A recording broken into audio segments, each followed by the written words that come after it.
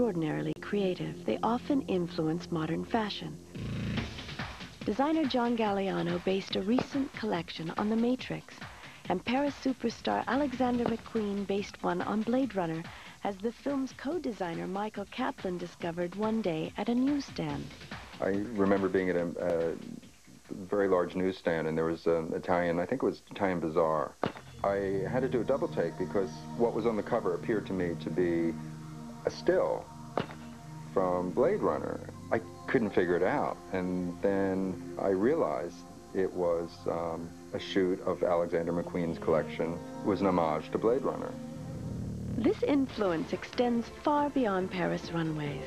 The brutal Mohawk fashions of Mad Max had a decided impact on punk outfits in the 80s. That was the coolest bad guy look during the mid-80s. I mean, it affected everything. It affected streetwear. It affected the way Hollywood saw bad guys. Current day. Sometimes this influence pops up in surprising ways, as Robocop 2 designer Norton discovered. This policeman called me from Georgia to ask me if I could make the vests for their police force to use, like the Robocop vests. I said, well, I could make them, but they wouldn't stop bullets. So that was the end of that.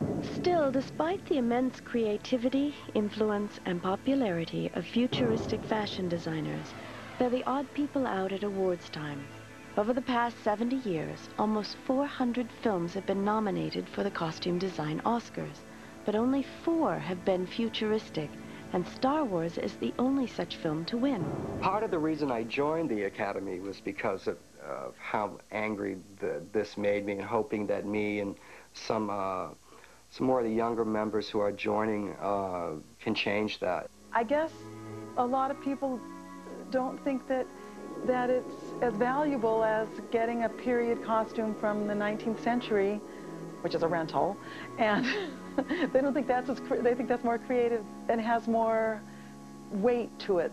Of course, I have no axe to grind just because I was nominated at the same time Gandhi was, and Gandhi won, and they wear that in India. That's what they wear, you people. But if future costuming doesn't win its fair share of awards, its creators have other rewards. It is a great thing to do, to be able to have to do it, to have the opportunity to start from zero and create it all. It's the most fun. Really, the only real fun in designing left is sci-fi, if you really think about it. And the genre remains among the most popular and profitable in film. I think the silver space suit, I think it'll never change. The leotard, the helmet with the twirly gig on the top, it'll always be there. And I think also we will see more and more of the stylish futuristic movies, which are done with the very, very, very modern couture and fashion designers working on it. Well, the beauty of it is that I'd like to think some great new imaginations will come on the scene and predict things that we could never even predict at this point. But I certainly hope it includes go-go boots.